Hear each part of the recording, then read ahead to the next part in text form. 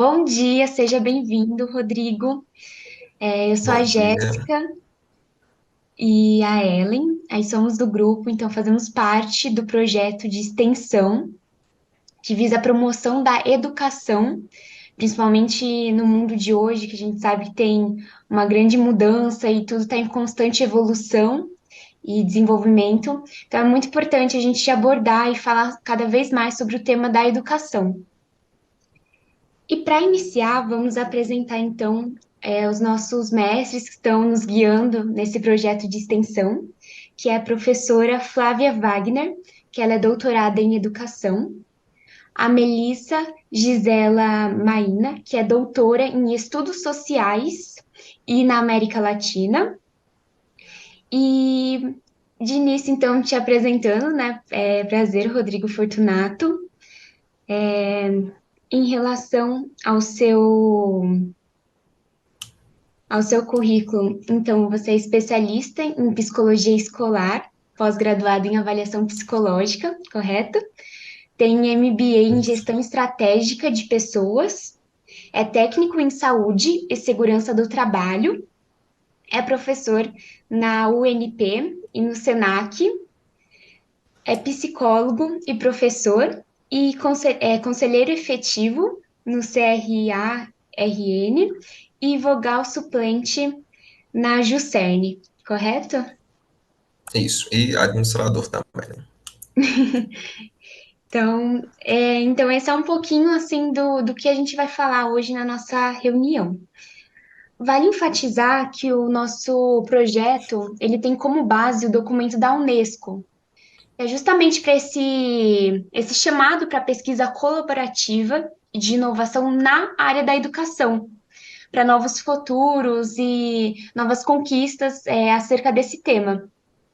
E tanto também na questão da educação, da investigação e da inovação, como que a gente pode criar essa relação e poder relacionar esses três pontos tão importantes.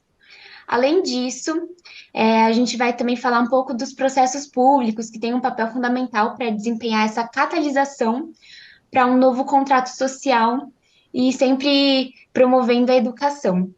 Então, de início, nós vamos compartilhar um vídeo que vai falar um pouco mais nesse sentido da educação e como que está sendo esse desenvolvimento nos dias atuais. Vou compartilhar aqui, então.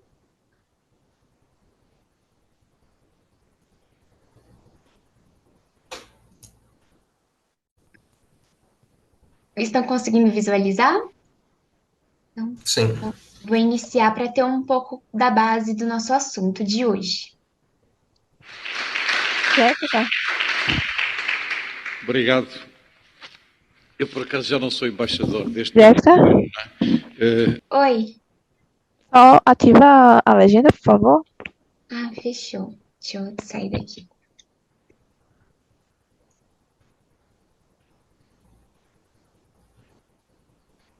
Pronto. Perfeito. Obrigada.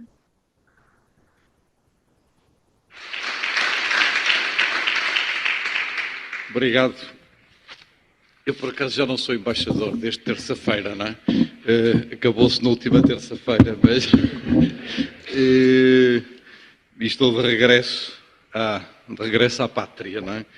E é com muito gosto que estou aqui neste regresso à pátria para partilhar convosco duas ou três reflexões muito gerais, não é? Evidentemente que este é um encontro em que vocês falam de relações escola-família. Eu, de um modo geral, prefiro falar da relação escola-sociedade, incluindo aí também a família, não é? E, portanto, dar uma visão um bocadinho mais ampla ao debate. Pediram para fazer um breve apontamento de 10 ou 15 minutos e é isso que eu farei de forma muito genérica, não é? Talvez para vos dizer que, num certo sentido, eu vou fazer uma caricatura do passado, mas que, num certo sentido, com a pandemia terminou aquilo que nós poderemos designar como o longo século da escola, não é? O longo século escolar que dominou as sociedades em todo o mundo, desde meados do século XIX até hoje, e por isso é que eu digo que é um longo século, na verdade é um século com 150 ou 160 anos, não é? Um século que começa em 1850, 1860, 1870, não é? esse século da escola que começa aí, não é? Termina em grande parte com a pandemia. E esta consciência é uma consciência que deve estar muito forte e muito nítida quando nós pensarmos hoje a educação e pensarmos hoje a escola. Não é? Evidentemente que há escolas desde os gregos e desde os romanos e na Idade Média, mas quando eu falo no longo século escolar, eu estou a falar desta escola tal como nós a conhecemos, não é? E foi justamente nesse período, 1850, 1860, 1870, nessa fase, que em todo o mundo se criam os Ministérios da Educação, que se fazem os primeiros edifícios escolares. Nunca ninguém tinha feito um edifício para ser escola antes da década de 1850 e 1860, que se constrói a formação de professores, através do que na altura se chamavam as escolas normais. E normais porquê? Normais porque se destinavam a normalizar o ensino, a normalizar a estrutura da escola, a normalizar a pedagogia, a normalizar a didática, a normalizar o trabalho dos professores, naquilo que alguns de nós, historiadores, designamos pela ideia da escola do não é? Uma sala de aula, um professor, uma turma, uma disciplina, uma lição de 1 hora, etc, etc, etc. Portanto, esse longo século escolar, que talvez pudesse ter como duas referências, estou a fazer uma caricatura em 10 minutos, como duas referências, a ideia da escola enquanto edifício que funciona relativamente separado, não é, do resto da sociedade, um edifício autónomo, não é, um edifício muitas vezes dentro de muros, não é, a ideia da escola por um lado, e a ideia por outro lado da sala de aula, isto é, dentro da escola o que é que há sobretudo salas de aula, o que um historiador americano chama o modelo da escola como o modelo da caixa de ovos, não é? Isto é, as escolas são construídas tipo caixa de ovos, há caixas de ovos para 6 ovos, para 9 ovos, para 12 ovos, para 18 ovos, portanto, no fundo a escola é uma multiplicação de salas de aula, não é? Esta escola assim concebida, esta escola assim construída, é uma escola que, num certo sentido, acabou com a pandemia. A pandemia acabou com esta escola, não é? Simbolicamente. E está a abrir-se hoje, não é, uma nova realidade escolar, uma nova realidade educativa, que em muitos aspectos pode vir a ser muito pior do que o que tínhamos, talvez possa vir a ser melhor também. É isso que alguns de nós, e em particular é um conceito que eu tenho utilizado, chamamos um novo contrato social da educação. Isto é, esta escola, este longo século escolar, construiu um contrato social em torno da educação, contrato da escola obrigatória, da escola toma conta dos nossos filhos, de uma determinada organização e de um determinado modelo escolar, que num certo sentido chegou ao fim. Não é? O que estamos hoje perante o debate em todo o mundo é da construção ou reconstrução de um novo contrato social da educação. Não é? E esse é justamente o título, não é, do último relatório da Unesco, no qual eu tive a oportunidade de participar, que foi lançado agora na Conferência Geral da Unesco no dia 10 de novembro, o terceiro relatório sobre o futuro da educação. Enfim, alguns aqui que conhecem melhor a área da educação sabem que houve um primeiro grande relatório em 72, foi o relatório Edgar Faure, Aprender a Ser. Um segundo grande relatório, que foi o relatório de Delors, em 96, que era Educação, um Tesouro a Descobrir, e acabou de ser lançado agora o terceiro grande relatório sobre o futuro da educação. Estes relatórios, mais ou menos, não é, foram publicados de 25 em 25 anos, não é, em que justamente o subtítulo é um novo contrato social da educação. Não é? E falar deste novo contrato social é falar de uma concepção diferente da escola e de uma concepção diferente da sala de aula. Não é? O que é que isto quer dizer? Quer dizer que a escola, na sua configuração física e na sua configuração social, vai, obviamente, evoluir no sentido do que, eu poderia dizer, uma maior capilaridade, não é?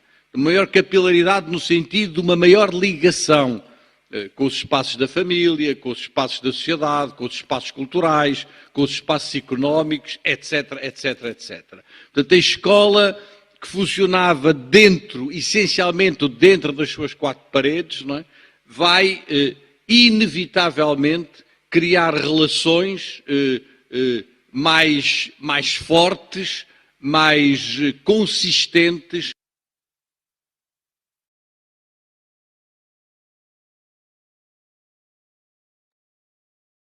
Bom, e a partir desse vídeo, então, tendo base, ele fala bastante da importância também da escola ali no desenvolvimento dos seus alunos. E o nosso projeto, ele enfatiza bastante a importância das metodologias ativas e essa relação com a comunicação. Então, qual que é a importância da comunicação, principalmente no âmbito escolar, e dessa forma que ele consegue se relacionar com as metodologias ativas. Então, para contextualizar, as metodologias ativas, elas são estratégias de ensino que têm esse objetivo principal de incentivar os alunos, então é uma forma de estímulo para os alunos aprenderem de uma forma mais autônoma, uma forma mais independente, e por isso que hoje muitas escolas estão inserindo no seu ensino as metodologias ativas como forma mesmo de estimular e desenvolver de forma mais rápida os seus alunos e alunas. E a importância da comunicação nesse tema é justamente essa conexão de escutar o outro, de entender o outro, de se permitir entender o lado do outro, a opinião diferente, e também de uma forma ativa. Então, por isso que os dois temas estão interligados entre si, e é o nosso tema também do nosso projeto. Então, Rodrigo, essa entrevista é um componente essencial de um programa de formação no âmbito do curso de extensão, ok? Cujo foco reside na exploração do tema metodologias ativas, mais comunicação compartilhada na saúde. Oh, desculpa, comunicação compartilhada na educação. Através do documento da Unesco, né? Este curso oferece uma oportunidade de entendimento sobre as metodologias ativas e pode ser implementadas na saúde, alinhando com a visão e proposta da Unesco para um novo contrato social da educação. Agora, eu vou falar a primeira pergunta que você chegou a escolher. A primeira pergunta, Rodrigo, seria quais são os principais instrumentos para o desenvolvimento de uma educação educativa e inclusiva? Vamos lá. Os principais instrumentos, né, para uma educação inclusiva, é o que mais que você falou? Por favor, repita aí Inclusiva para mim. e comunicativa. E comunicativa, né?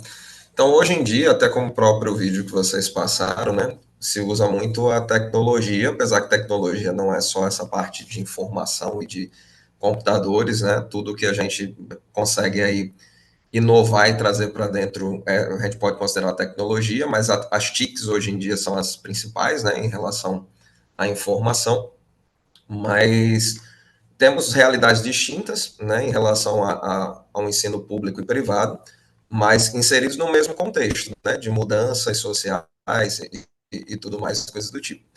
E para se incluir, trazer realmente para dentro, né, e a comunicação, como vocês colocaram, é extremamente importante junto com essa tecnologia, a gente pode usar N ferramentas. Agora, sempre eu costumo dizer que o principal instrumento são as pessoas, né?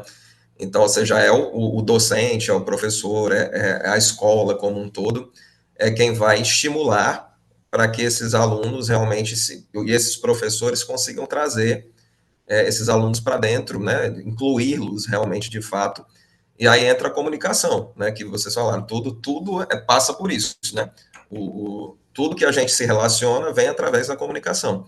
E essa é a importância de se trabalhar esses professores, essas escolas, nessas instituições, para que vocês sempre estejam inovando e conectando com o mercado, com tudo que está acontecendo. Né? E entender isso. No próprio vídeo e na fala de vocês fala que a questão individual de cada um, né? Cada um tem uma realidade. No passado, a escola era aquela coisa, né, falando até da própria metodologia ativa, né, não era ativo, né, então era reativo, simplesmente era despejado o conteúdo para aqueles alunos, eles não tinham voz, eles não tinham participação. Né, hoje em dia, exatamente se inverteu isso é muito bom.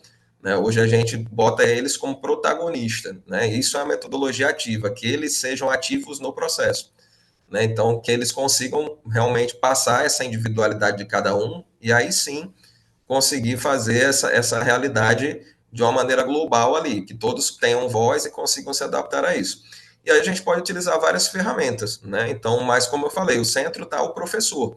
Ele precisa estar disposto a isso, né? Saber que cada realidade é diferente, escutar esse aluno e ir adaptando, sendo incentivado, né, sua motivação intrínseca e da escola também sendo extrínseca, apoiando, e aí ele pode inovar de várias formas, desde de um papel, né, de uma dinâmica num papel, até realmente trazer o computador e trazer as tecnologias e gamificações e tudo para dentro da sala de aula. E dessa maneira ele vai, né, trabalhando as individualidades ali e colocando todos dentro do processo.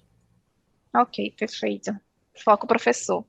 Segunda a pergunta, Rodrigo, é como aplicar metodologias ativas em escolas com menor infraestrutura? Pronto, acabei até entrando um pouquinho nessa resposta, aí já dei um spoiler. Entrou mesmo. Mas vamos lá. O que que acontece, né? Como eu disse, né, são várias realidades, né? Então, tem escola que a gente vai ter aí uma estrutura muito boa, que facilita isso daí. Apesar que, se eu tiver uma estrutura muito boa e não tiver exatamente esse incentivo, né, essas pessoas que usem a tecnologia, a estrutura não vai adiantar de muita coisa. Então, como eu disse, centra nas pessoas, né? No amor, na dedicação, no entendimento, né, da coisa, para que realmente consiga trazer para dentro da escola. Então, óbvio que o ideal é que a gente invista também em estrutura, tá? Mas inicialmente tem que investir nas pessoas, porque eu vou citar o meu exemplo enquanto professor aí na minha jornada, né? Eu comecei dando aula em projetos sociais, inclusive, né? Então, uma realidade bem que a gente às vezes não tinha estrutura para muita coisa, né? E hoje em dia, né, passei por todas as etapas aí profissionalizantes, dou aula aí nas universidades e na pós-graduação. Então, vivi todas essas realidades, né, de ter estrutura e não ter estrutura, né, mas a gente consegue sim inovar dentro de qualquer ambiente, se a gente quiser, né, se a gente realmente estiver disposto, como eu disse, centra nas pessoas. Então, a gente não precisa necessariamente ter uma estrutura, e lógico que ajuda, mas para conseguir fazer a coisa funcionar, né? A gente tem N formas aí, desde, como eu disse, até um papelzinho, né, até realmente estruturas de realidade virtual para fazer isso. Mas é importante não esquecer desse investimento, né, buscar esse apoio, buscar essa estrutura, porque facilita, ajuda bastante, tá? Mas eu acho que a atitude do professor, né, dentro do ambiente, em buscar essa conexão e trazer realmente inovação e contato com a realidade lá fora, mesmo numa estrutura que não seja tão adequada, se consegue, né? Então a gente consegue trabalhar desde um palitinho, né, com uma pedrinha, com um aluno, até de fato com tecnologia aí de ponta. Ótimo, isso não vai influenciar muito, mesmo se a escola não tiver uma boa infraestrutura, desde que o professor É, seja o centro alinhado com os alunos, né? Tenha essa tem como comunicação. fazer. Vai dar mais trabalho? Vai ser, mas tem como fazer, sim, sem sombra de Perfeito. dúvida.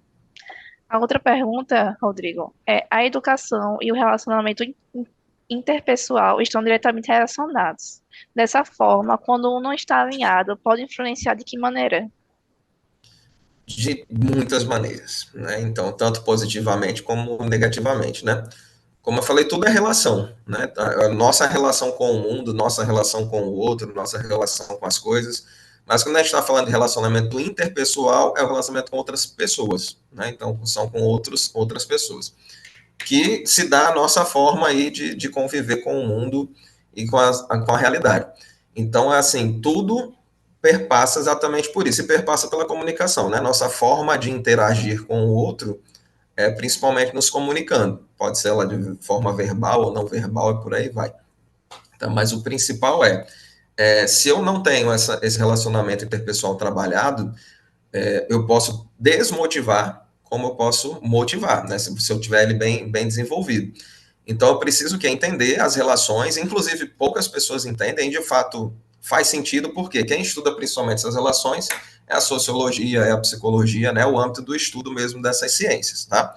Mas, independente de ser dessa área ou não, é importante que as pessoas tenham minimamente conhecimento sobre relacionamento interpessoal, porque elas estão praticando isso a cada minuto, a cada segundo.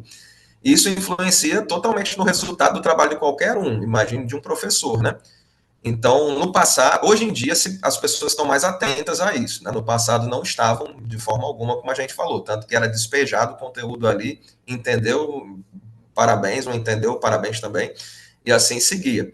Então, essa parte do relacionamento é muito importante, né? Então, o aluno precisa se sentir de fato acolhido, precisa se sentir ouvido, né, precisa se sentir importante no processo, e tudo isso se dá pelo relacionamento interpessoal, né, como o professor e a escola vai tratá-lo, vai considerá-lo, vai se relacionar com ele, literalmente.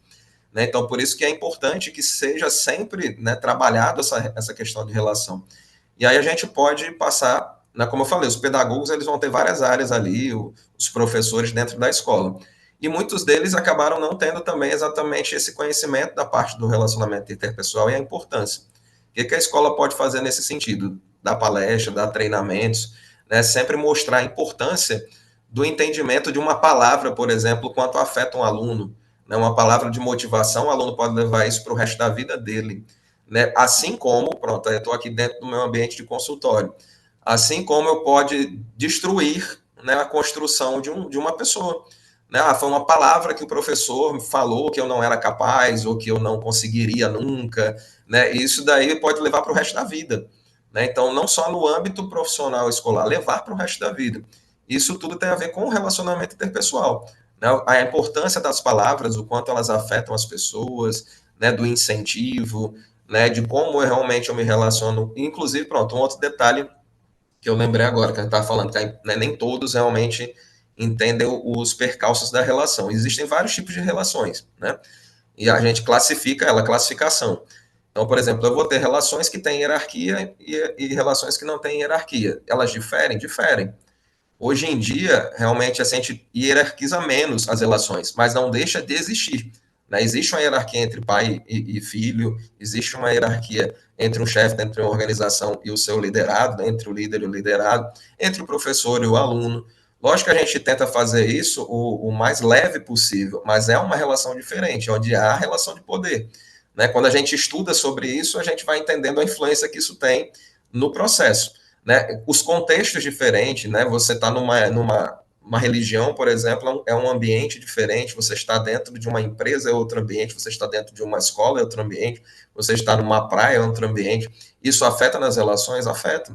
Afeta a forma como você se veste, a forma como você fala, a forma como você se comporta. Entender um pouquinho disso é de vital importância, né, para que eu consiga ali transitar por esses ambientes e por essas pessoas e por essas relações da maneira mais saudável possível. Né? Então, saber disso, né, e conseguir trabalhar isso é extremamente importante para o resultado mesmo. Perfeito, Rodrigo. Isso é um chamado para os próximos anos e para quem estiver assistindo o curso, poder dar essa importância, né, do relacionamento interpessoal Sem em dúvida. todos os aspectos. A próxima pergunta, Rodrigo, é como podemos mudar o mindset dos alunos a partir das metodologias ativas? Vamos lá, né? O mindset seria a forma como eles Mindset. enxergam o mundo, né? Como eles enxergam o mundo e como é que eles interagem com ele, né? Então, é a forma como eles olham as coisas.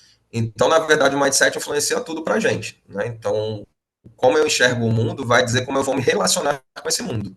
Né? Se eu enxergo ele, por exemplo, de uma maneira muito negativa, a minha relação vai ser provavelmente negativa. Se eu enxergo ele positivo, provavelmente vai ser positivo. Né? Se eu enxergo ele de uma maneira mais realista, eu vou ter mais chance de interagir melhor com ele. De uma maneira muito irrealista, vou ter mais complicações. Né? Então, a gente consegue trabalhar sem esse mindset. Né? No nosso dia a dia, a gente trabalha ele. Né?